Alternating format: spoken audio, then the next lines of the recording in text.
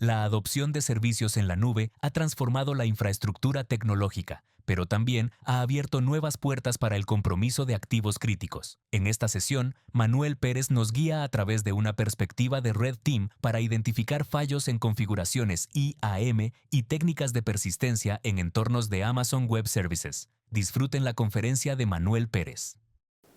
Bien, pues damos inicio. Un gusto, me gusta que haya mucha gente y espero que se la estén pasando muy bien en Monterrey. Es mi primera charla en un evento como estos, veo muchas caras conocidas y eso también me alegra bastante. Entonces, yo voy a estar presentando lo que viene siendo la calma antes de la tormenta, que va a ser una introducción al pentesting hacia AWS en este caso específico. Mi nombre es Manuel Pérez, soy pentester, recientemente me convertí en AWS Community Builder y también formo parte del comité de WOSEC, que por aquí hay gente de WOSEC también y espero que también hayan asistido al stand de WOSEC. También hago contenido recientemente en YouTube, en TikTok y me encuentran como @ethercloud o @-ethercloud porque a veces Ethercloud estaba ocupado, entonces no tuve otra más que crear otro similar. Ahí les dejo el QR por si lo quieren escanear, es 100% seguro, es de Beacons, se los juro. Y pues bueno, vamos a empezar con un poquito de teoría. No dormí solamente 4 horas, no he comido, no he desayunado y tampoco he tomado agua, entonces si me desmayo, por favor ayúdenme ahorita. Vamos a empezar con lo más básico, que es el modelo de responsabilidad compartida. Es muy importante que lo sepan por múltiples razones. Una de ellas es porque en algún momento alguien se acercó a mí y me dijo que no sabía o como cuál era la razón por la cual alguien haría un pentest a AWS. Y es que como tal no vas a hacer un pentest a AWS, sino lo que está o lo que se construye dentro de AWS. Entonces es aquí donde entra el modelo de responsabilidad compartida, porque no es lo mismo a que alguien cree algo utilizando, por ejemplo, infraestructura como servicio, a que utilice plataforma como servicio, a que utilice software como servicio, o por ejemplo funciones como servicio, que viene siendo en este caso Lambda. Entonces vamos a verlo así a grandes rasgos. Por ejemplo, en este caso AWS se va a encargar casi siempre, o bueno, en la mayoría de los casos, a menos que hay ciertas pautas específicas, AWS siempre se va a encargar de la parte física. Por ejemplo, en el caso de infraestructura como servicio, que voy a poner mejor la siguiente, en el caso de, por ejemplo, si tienes una infraestructura en on-premise, pues tú te encargas de todo, te encargas desde la parte física, te encargas de cuidar no solamente que esté llegando la energía al servidor, sino que también te estás encargando de que se esté cumpliendo con normas de seguridad, por ejemplo, que haya una persona que esté ahí y que sepas que una persona random no va a entrar a tu centro de datos y va a inyectar algún tipo de malware o va a inyectar una USB, por algún ejemplo. Y pues también te encargas de lo demás, te encargas de la parte del sistema operativo, te encargas de los controles de redes, de las aplicaciones, y cuando hablamos de aplicaciones nos estamos refiriendo ya a temas como FTP, algún servidor HTTP, SSH, etcétera. Entonces todo esto llega a ser bastante pesado. También pues te tienes que encargar de las partes que vienen siendo las identidades, las cuentas, los dispositivos, ya pueden ser móviles o de PC, también te tienes que encargar de la parte de la información y de los datos, aunque eso va a ser siempre. Entonces, lo más común cuando alguien se quiere mover de, por ejemplo, on-premise a la nube, es utilizar infraestructura como servicio porque es lo más parecido. Entonces, cuando hablamos de infraestructura como servicio es que te brindan poder de cómputo. ¿A qué nos referimos con poder de cómputo? Pues si requieres, por ejemplo, una computadora con 16 de RAM, bueno, es muy poquito para cuestiones de servidores, pero si ocupas algo de 128, ocupas algo con 16 núcleos, pues sin ningún problema lo puedes pedir y en este caso AWS te lo va a proveer. En este caso en AWS es Elastic Compute Cloud o S2 y en el caso de otros proveedores de cloud que pues me caen mal en este caso porque estoy hablando de AWS, hablamos de Compute Engine y también VM Machines, si no me equivoco es en Azure. Entonces, en este caso, pues, de infraestructura como servicio, ya no nos encargamos de la parte física, de esa parte se encarga AWS y eso está genial. Entonces, si el día de mañana AWS se queda, por ejemplo, sin una persona que esté cuidando algún servidor, bueno, pues prácticamente es imposible porque AWS tiene la mayor seguridad posible en el mundo. Entonces ya no te encargas nada de lo físico, no te tienes que preocupar sobre darles luz, no te tienes que preocupar sobre mantenerlo que esté funcionando 100% porque de eso se encarga AWS. Entonces también aquí vamos quitando un peso que es la parte de la seguridad física. Ya no te tienes que preocupar por eso. Pero sí, aún así te tienes que preocupar sobre el sistema operativo, sobre los controles de redes, las aplicaciones, la identidad y la infraestructura, como puede ser, por ejemplo, Active Directory, y también de las identidades de los dispositivos, tanto PC como móviles, y luego la información y los datos. Ya si, por ejemplo, te quieres mover a algo más, porque, por ejemplo, también llega a ser un poquito pesado, o en este caso, como para Pentester, es muy aprovechoso el poder, por ejemplo, también probar el sistema operativo si tiene algún fallo, o si algún, por ejemplo, servicio como FTP o SSH tiene alguna vulnerabilidad, pues puedes llegar a testearlo, pero pues la parte física no. No puedes llegar a un centro de datos de AWS y decirle, oye, ¿sabes qué? Vengo a hacer un pentest porque tal cliente me pidió que lo hiciera, ¿no? Porque pues es imposible, es ilegal y no entra aquí. Pero pues en la parte de lo demás, que es lo que ven marcado con azulito, en esa parte sí.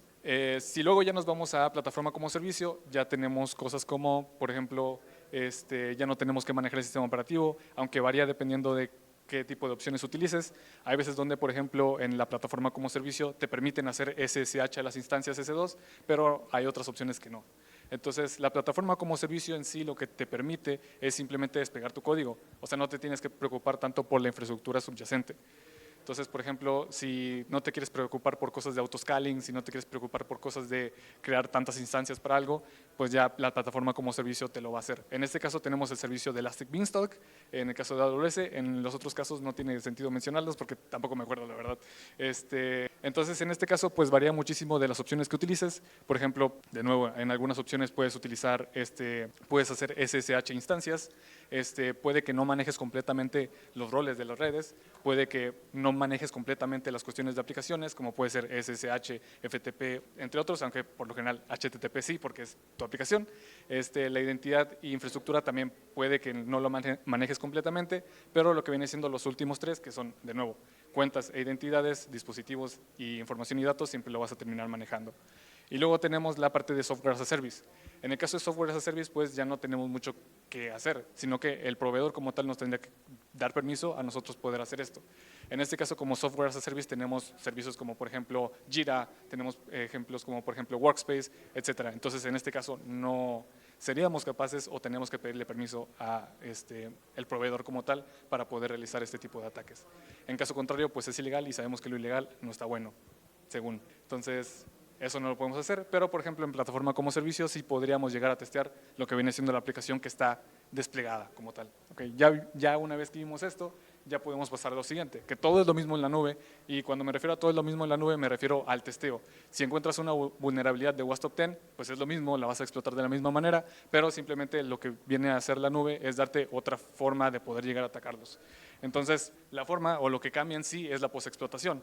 Ya tengo llaves de AWS, ¿qué es lo que sigue, no? En este caso, el entorno llega a ser bastante variado y llega a ser, por ejemplo, muy seguro por defecto. Es muy difícil, por ejemplo, llegar a encontrar una vulnerabilidad directamente que te llegue a administrador, como puede ser a diferencia de un on-premise, donde hay cosas que pueden estar muy desactualizadas y, por ejemplo, alguna vulnerabilidad en un Active Directory, aunque por defecto tiene algunas opciones muy inseguras. En el caso de AWS trata de hacerlo todo bien desde el inicio. Trata de que sea seguro y trata de siempre, por ejemplo, al lanzar una instancia C2, que sea de la forma más segura posible o dentro de lo que cabe entre punto intermedio entre rendimiento y pues seguridad. Entonces, lo que cambia viene siendo la forma en la que se ataca. Vamos a poner, por ejemplo, el WASP Top 10, que es lo más común. Todas estas vulnerabilidades se pueden explotar tanto si es una infraestructura en la nube como puede ser una infraestructura en on-premise. Entonces, no cambia muchísimo. Entonces, en esa parte, pues, no se preocupen, no le tengan miedo a AWS o alguna infraestructura que esté en AWS. Por lo general es un poquito más seguro, pero fuera de eso, lo único que cambia es la postexplotación y hasta eso lo pueden ver como una oportunidad de poder llegar a explorar más entornos y posibles vectores de ataque distintos. Entonces, vamos a ver un caso. En este caso ya tiene bastante, es del 2019, el caso de Capital One, en donde se abusó de una vulnerabilidad de tipo server-side, en el cual se pudieron obtener llaves de acceso para posteriormente acceder a muchísima información dentro de S3 Buckets. Entonces, ¿por qué pongo Capital One? Porque a día de hoy sigue siendo muy relevante y la verdad, si ustedes buscan, por ejemplo, ataques hacia AWS, siempre les va a salir Capital One, por alguna razón. Aunque bastante buena, es un banco, entonces hackear un banco no es cualquier cosa. Entonces, vamos a explorar un poquito o vamos a dar un acercamiento a lo que viene siendo el Server-Side Repository. En este caso, a grandes rasgos, permite manipular a dónde dirige una solicitud. Puede ser HTTP, puede ser de otro tipo, pero pues en este caso, por lo general, va a ser HTTP hacia un servidor diferente. En este caso, por ejemplo, tenemos de que un usuario normal accede al servidor y luego del servidor, por ejemplo, manda una petición a photos.website.com o si no, manda a stock.website.com. Pero por defecto o la manera esperada, no tendría como por qué mandarlo a secret.website.com. Ese debería ser solamente accesible por las personas que están de manera interna. Y ese es uno de los beneficios de poder explotar bueno, no quiero hablar de beneficios, sino de desventajas de que siguen explotar este tipo de vulnerabilidades, porque prácticamente te permite acceder a recursos internos. También, en este caso específico de la nube, te permite consultar el endpoint de metadata, que más adelante lo vamos a ver, y te permite evadir ciertas implementaciones de seguridad. Si, por ejemplo, tienes un firewall, pero llegas, por ejemplo, a poder comprometer el servidor que está aquí, es posible que te lo puedas saltar y puedas ingresar a otras partes de la red interna. Y esto es principalmente por cómo funcionan las aplicaciones hoy en día, porque hay siempre una subred pública, o lo ideal es que haya una subred pública y luego una subred privada. Entonces, a partir de esta, puedes ingresar a la demás. Entonces, así es más o menos cómo funciona. ¿Cómo sabemos, por ejemplo, si es susceptible una página web a un server-side request forgery? Por lo general van a ver una URL o van a ver algo similar a una URL. Entonces, por ejemplo, en este caso, el comportamiento esperado es que una persona entre a stock.example.com y a partir de ahí el servidor recibe la petición y a partir de ahí lo manda hacia donde tiene que ir, ¿no? Que es a stock.website. Entonces, ese es el caso de una persona normal, un cliente normal, aunque de repente también los clientes sacan cosas que a día de hoy nunca entiendo, pero pues es el comportamiento esperado, ¿no? Pero pues la cosa cambia es cuando hay una persona que está testeando, ya sea que les llamen pentester, ya sea que le llamen auditor de seguridad, ya sea que sea un hacker, etcétera. La cosa cambia un poquito porque esta persona va a ver esto y va a tratar de testearlo, ¿no? Va a ver qué pasa, ok, tengo stock.website.com, ¿qué pasa si, por ejemplo, yo lanzo un ataque de diccionario, hago un phosing y, por ejemplo, descubro más servicios, ¿no? Descubro que no solamente existe stock y foros, sino que también existe secret.website.com y que además puedo llegar a accederlo.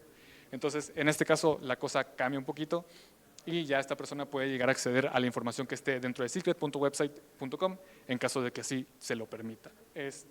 Vimos lo de consultar el endpoint de metadata. Esto es muy importante porque es la belleza o es el vector, digamos, relevante que nos llega a dar lo que está en la nube.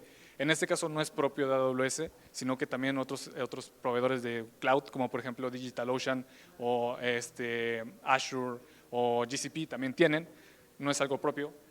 Prácticamente lo que te permite el Instant Metadata Service es poder consultar información, por ejemplo, de una instancia sobre sí misma.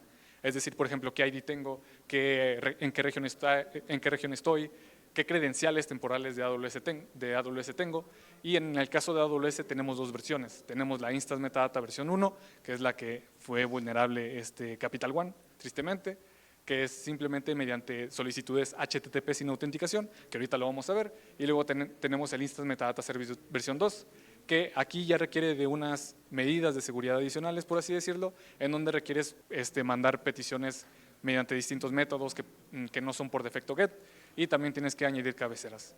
Entonces, esto por defecto se ve así, más o menos. En Instant Metadata Service simplemente haces una petición hacia este endpoint, que este endpoint es para todos, está definido, no es que cambie ni nada por el estilo, es el 169.254.169.254. Simplemente haces la petición y te va a retornar toda la información posible o que tú le especifiques. Luego tenemos el Instant Metadata versión 2 y aquí es donde se ve la diferencia, ¿no? Se requiere primero una solicitud para el token. En este caso, para empezar, se requiere que el método o el verbo HTTP sea put. Entonces, en este caso ya cambia. Muchísimas veces un server no les va a permitir cambiar el método del verbo HTTP, sino que siempre va a ser get, por lo general. Y además vas a tener que añadir una cabecera, cosa que también es muy difícil en un server. Muy difícilmente vas a tener acceso a cambiar el método HTTP y también muy difícil vas a tener acceso a poder añadir una cabecera extra. Entonces, aquí es donde la mayoría de los servers request forgery llega a tener ya muy bajo impacto o nulo impacto a veces. Entonces, una vez que tienes esto, luego tienes que mandar ese token que te regresaron para posteriormente añadirle una cabecera en la siguiente petición con esa cabecera. Entonces, llega a ser muy difícil esto. Entonces, el Instant Metadata Service versión 2, de nuevo, solamente puedes cambiar la dirección, no puedes cambiar el método HTTP y mucho menos puedes añadir cabeceras. Entonces, por lo general, esto llega a mitigar, en este caso, este tipo de ataques hacia lo que viene siendo la nube. Pero, aún así, el Instant Metadata Service no es suficiente porque pues simplemente la respuesta es no. Aún puedes acceder a recursos internos, aún sigue representando un riesgo latente, aún existen otros protocolos que se pueden llegar a afectar. El SSRF no solamente afecta a HTTP, sino que también puede llegar a afectar a otros protocolos o pseudo protocolos, como por ejemplo hacer un local file, bueno, local file inclusion no, pero sí que un path traversal o algo por el estilo.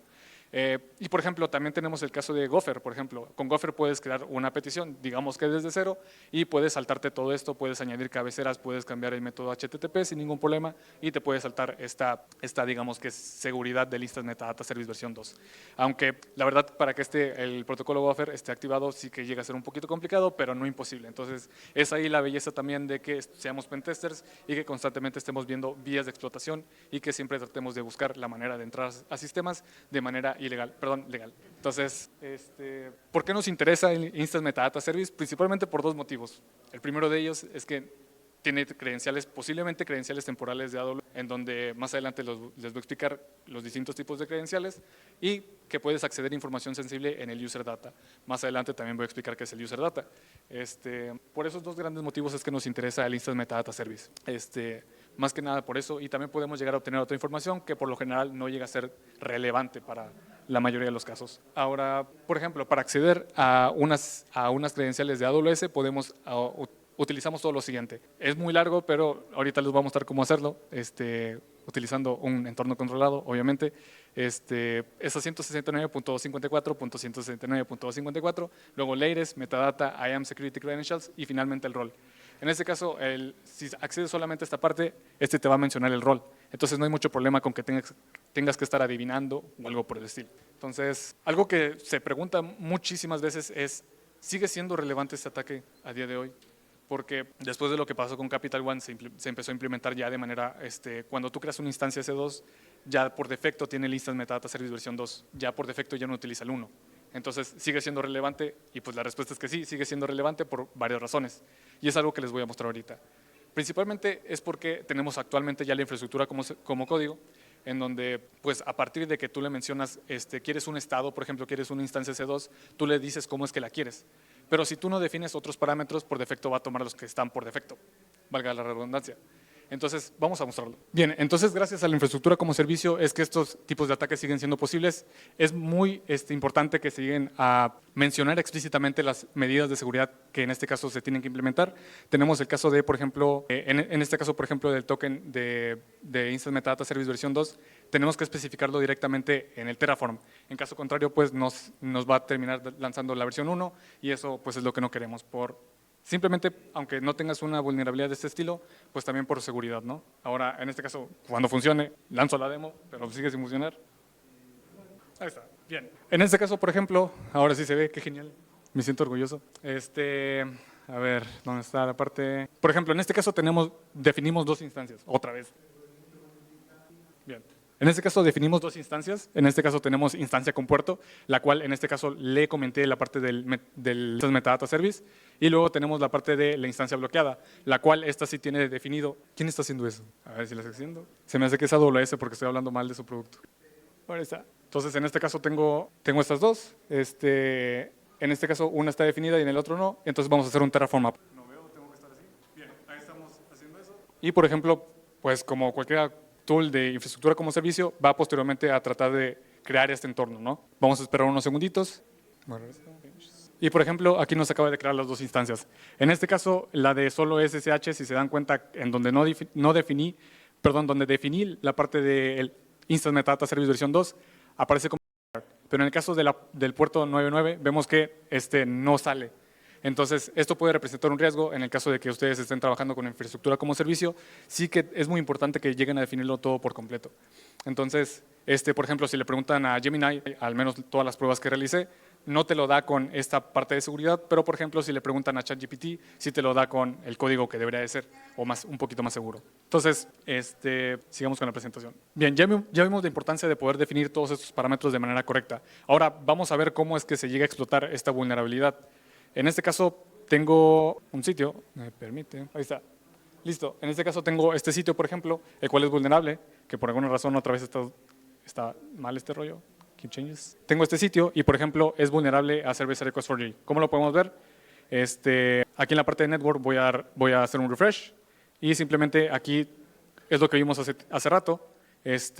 Tiene la parte de una URL aquí. En este caso estamos utilizando un pseudo protocolo que es file, pero en este caso si por ejemplo nosotros lo cambiamos por HTTP, que es el endpoint de metadata. En este caso vemos que nos aparece lo siguiente. Nos da muchísimas fechas, pero en este caso no nos interesan la parte de las fechas. Lo que nos interesa es la parte de latest. Cuando ingresamos a latest vamos a ver tres carpetas o tres subcarpetas, que es el Dynamic, Metadata y User Data. Vamos a ver la parte de User Data. La parte de User Data es muy interesante en AWS porque nos permite automatizar ciertas tareas. Si, por ejemplo, nosotros queremos que al inicio de, por primera vez, lanzar la instancia S2, queremos que, por ejemplo, se instale Apache, queremos que además clone un repositorio y que además lo ejecute, pues lo podemos hacer directamente con el user data, para así evitarnos el tenerlos que hacer manualmente, hacer SSH la instancia, para posteriormente pues ver si funciona o no, porque pues es difícilmente puedes mantener esa consistencia si lo haces de manera manual. Pero con el user data pues simplemente copias un script y lo pegas y ya está funcionando. Entonces en este caso tenemos varias acciones que se realizaron, tenemos que es un bash y tenemos varias cuestiones y por ejemplo algo que nos interesaría si somos atacantes, vemos que en algún momento llega a copiar, llega a clonar un repositorio aquí mismo. Entonces, por ejemplo, nosotros iríamos ahora al repositorio y veríamos si tiene alguna vulnerabilidad, analizaremos el código y posteriormente veríamos cómo explotarlo. Y ponle que es lo que está utilizando como servicio web o como aplicación web, entonces todavía peor. Entonces vamos un nivel atrás y vamos a la parte de metadata. La parte de metadata es aquí donde ya nos menciona información sobre la propia instancia, que esto es algo que la instancia consulta para saber más sobre ella. Pero lo que más nos va a interesar aquí es la parte de IAM. En la parte de IAM tenemos la parte de Security Credentials. Si entramos a Security Credentials, vamos a ver que nos menciona el propio rol que está utilizando. En este caso se llama RCE Entry Point Role.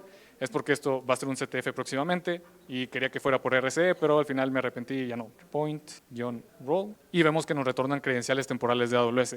En este caso, pues nos retorna lo que viene siendo el Access Key ID, el Secret Access Key y también lo que viene siendo el token. Entonces, veamos qué son cada una de estas cosas. Ahora, dentro de AWS existen dos grandes grupos principales. Tenemos los IAM users, que son los usuarios normales, que son los que creas para que puedan acceder, por ejemplo, programáticamente o mediante la consola de AWS. Y tenemos los IAM roles, que son los que les adjuntas a lo que viene siendo los servicios, como puede ser S2 y Lambda. Entonces, los IAM users se diferencian de los IAM roles por dos motivos principales. La principal es que va ligada a usuarios y la segunda es que contienen credenciales duraderas o sin expiración. Si tú creas una cuenta, esta no va a cambiar sus credenciales a menos que lo hagas manualmente.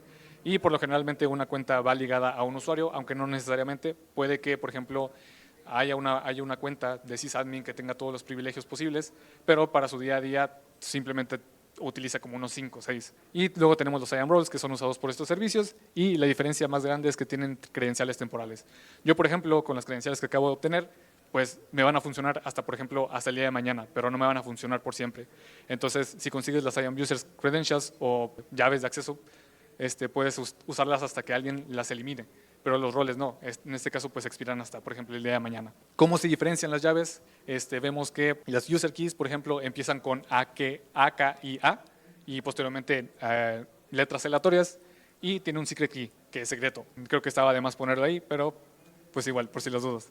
Luego tenemos los Role Keys, los cuales sí también nos dan un Access Key, pero en este caso empiezan con A, S y A. Y luego tenemos que también es aleatorio y finalmente, a diferencia del anterior, tenemos un token. ¿Okay? Ahora, si nosotros vemos el caso anterior, vemos que se tratan de IAM roles, porque nos da pues la parte del token y nos da la parte de Access Key ID, el Secret Key, pero pues principalmente lo más importante y destacable es el token.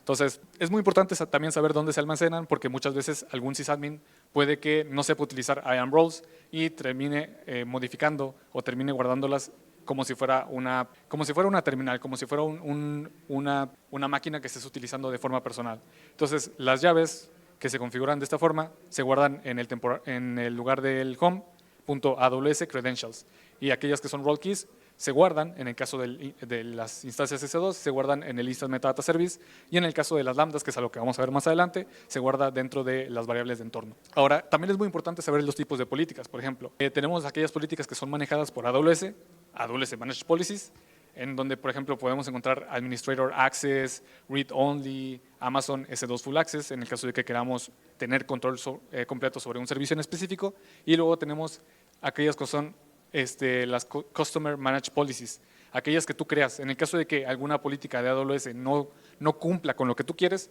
en este caso pues puedes crear tus propias políticas. Son completamente personalizables y tenemos en este caso dos tipos. Tenemos aquellas que son adjuntables, es decir, tú creas la política y la puedes poner con cualquier usuario que tú quieras, a cualquier grupo, incluso a cualquier rol. Y luego tenemos aquellas que son inline policies. En el caso de que sea un permiso muy específico que solamente va a utilizar alguien en específico, una persona, por ejemplo, puedes utilizar inline policies. Estas en este caso no son reusables y no pueden ser adjuntadas a múltiples entidades. Solamente aquellas llamadas attached pueden ser posiblemente adjuntadas a otras. También es importante saber o diferenciarlas, ¿no? Porque hay muchísimas políticas y hay muchísimos nombres posibles. Entonces, los podemos diferenciar por el Amazon Resource Name, que en este caso es el Amazon Resource Name, AWS IAM, AWS Policy. Lo importante aquí es la parte de AWS. En el caso de que sea una custom, tenemos la parte, en vez de AWS, tenemos el account ID de la persona que lo creó, ¿no? Que eso es la gran diferencia. Entonces, si ustedes ven, por ejemplo, y están haciendo un pentest y ven este tipo de políticas, no tiene mucho sentido que traten de auditarlas porque fácilmente pueden consultarlo en la documentación. Todo esto está documentado y Amazon constantemente actualiza estas políticas por si algún servicio se añade o se remueve. Así, de esa manera, no tienes que romperte la cabeza. La parte de custom, pues, es la que nos va a interesar, ¿no? Posteriormente tenemos la enumeración de permisos, en donde, por ejemplo, tenemos principalmente varios comandos. El AWS IAM List Attach User Policies y ponemos el username, y en el caso de inline policies cambia un poquito, en vez de attach se remueve y tenemos IAM List User Policies y username. Luego tenemos los que son roles, vemos que cambia un poquito, en vez de user ponemos role y eso aplica para ambos. Ahora, una vez que nosotros obtengamos todas estas políticas y podamos enumerarlas, vamos a simplemente listarlas. No vamos a como tal obtener información sobre qué es lo que podemos hacer. Para eso tenemos distintos comandos, ¿ok? Tenemos AWS Policy, que es ahorita todo esto lo vamos a ver. Luego AWS Versions, luego AWS Versions. Todo depende sobre qué tengas permiso y sobre qué políticas tengas. Y luego tenemos las inline policies, que vemos que son distintas, que es AWS User Policy, Username y el Policy Name. Entonces, vamos, por ejemplo, a ver la demo. En este caso, por ejemplo, vamos a utilizar una herramienta llamada Pacu, lo cual nos facilita muchísimo esta parte de la explotación de AWS y la post-explotación también. Es bastante fácil de utilizar. De hecho, si ustedes ponen ponen la palabra help, pues les va a mencionar todo lo que viene siendo, cómo utilizarlo de manera básica, ¿no? Entonces, en este caso nos interesa un comando en específico, que es el de set keys. Y posteriormente nos pone el prompt para que nosotros podamos poner las llaves que nosotros queramos. En este caso, las que nosotros acabamos de encontrar. Y simplemente copiamos y pegamos. Que en este caso creo que me equivoqué un poquito. Vamos, set keys, ¿está bien? Sí, aquí me equivoqué. Sí. Bien. A ver, esperemos que funcione. AWS. La forma en la que sabemos si funcionan unas llaves, por ejemplo, es con AWS STS, Get Color Identity. Y por ejemplo aquí ya vemos que las credenciales las copié y pegué bien, hice mi trabajo bien y ya me pagan millones de pesos. Entonces, bueno, ya vimos que está bien. Entonces, vamos a utilizar los comandos que anteriormente mencionamos. ¿Qué son estos? En este caso, yo creé una política y posteriormente la adjunté al usuario. Entonces, en este caso voy a tener que utilizar esta parte, porque estamos hablando de un rol, no estamos hablando de un usuario. Entonces, vamos a hacerlo. Y, por ejemplo, aquí nos menciona que tenemos dos políticas. La primera política, esta la adjunté para que podamos ver esta demo, pero el segundo es la que nos interesa. En este caso, la política menciona que es Secrets Manager Read Policy. Entonces, en este caso, pues nos interesa porque muchas veces en Secret, o bueno, siempre en Secret vas a encontrar información jugosa, por ejemplo, para acceder a una RDS, para poder acceder a algún servidor, algún SSH, etcétera.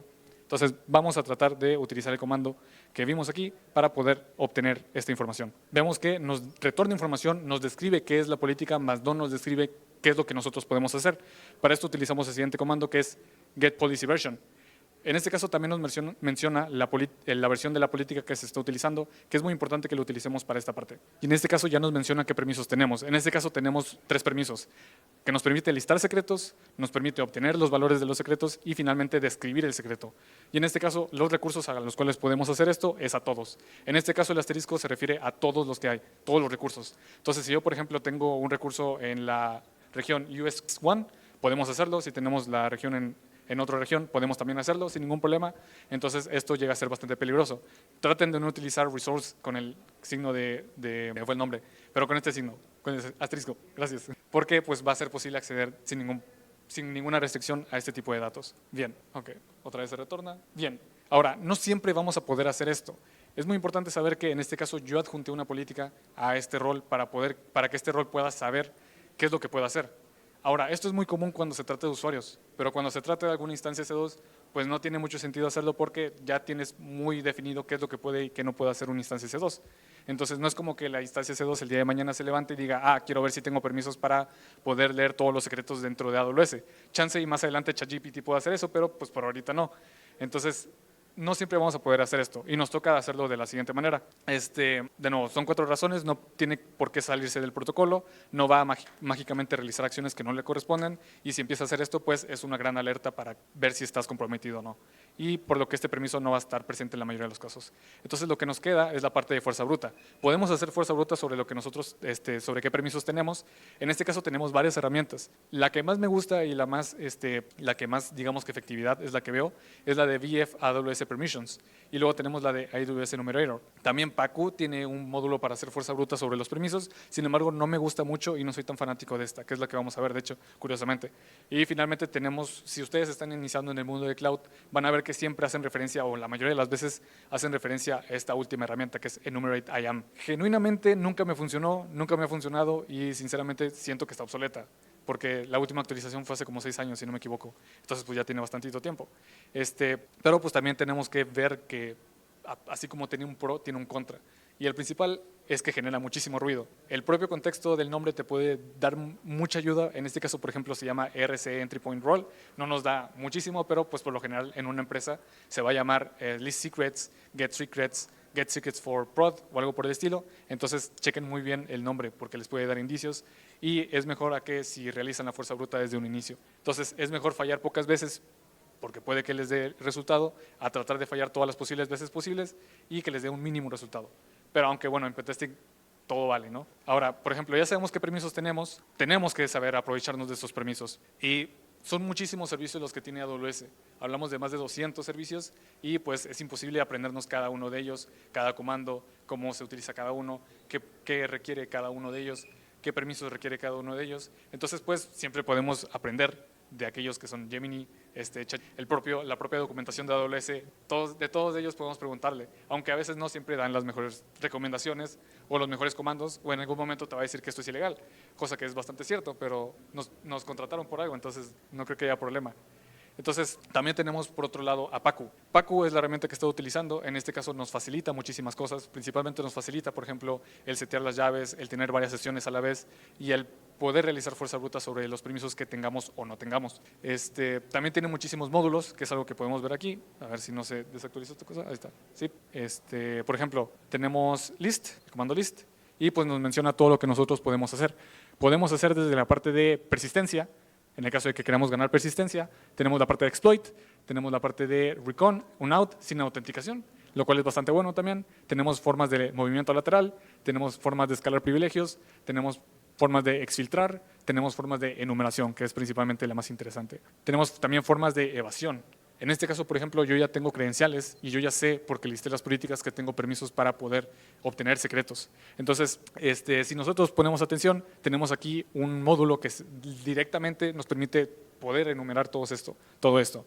Entonces, por ejemplo, solamente copio y le pongo run, copiar y pegar, y va a estar tratando de obtener todos los secretos. En este caso encontró 2 y automáticamente nosotros no tuvimos que hacer ninguna adición de comandos, no tuvimos que tipear nada, sino que simplemente pues ya nos dio todo hecho. Que igual obviamente es muy importante saber hacerlo de manera manual, porque no siempre vamos a tener los permisos que Pacu utiliza. Puede que en algún momento tengamos un permiso específico que nos permita poder obtener secretos, pero por ejemplo no nos permita listar y ahí estamos perdiendo, digamos, recurso valioso que nos podría servir para el pentest o para otras actividades legales. Entonces, muy importante. Si nosotros ahorita vamos para acá, voy a abrir otra ventana, Kali Linux, cd, Pacu, yes, downloads, tenemos secrets, secrets manager, y finalmente aquí es donde debería estar la información, cat secrets. Y vemos que ya tenemos varias. En este caso nos muestra 4, aunque solamente obtuvo 2.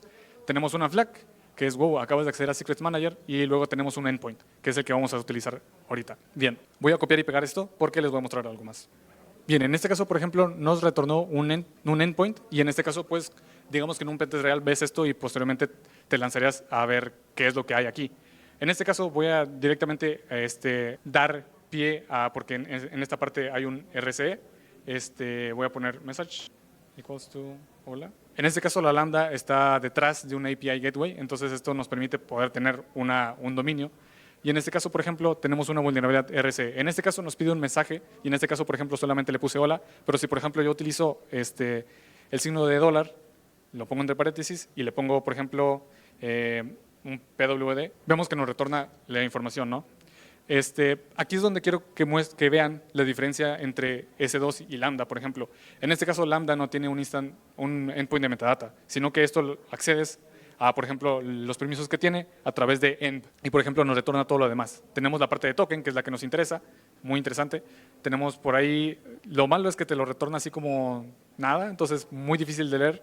Pero, por ejemplo, aquí ya nos menciona la parte del access key y por ahí debería estar el secret key, cosa que no voy a buscar porque no estoy utilizando mis lentes a pesar de que los tengo aquí, pero es así la diferencia. En caso de que, por ejemplo, emp esté bloqueado, también podemos utilizar el comando cat proc self environ. Vemos que funciona de la misma manera y es en caso de que, por ejemplo, emp esté bloqueado por algún u otro motivo.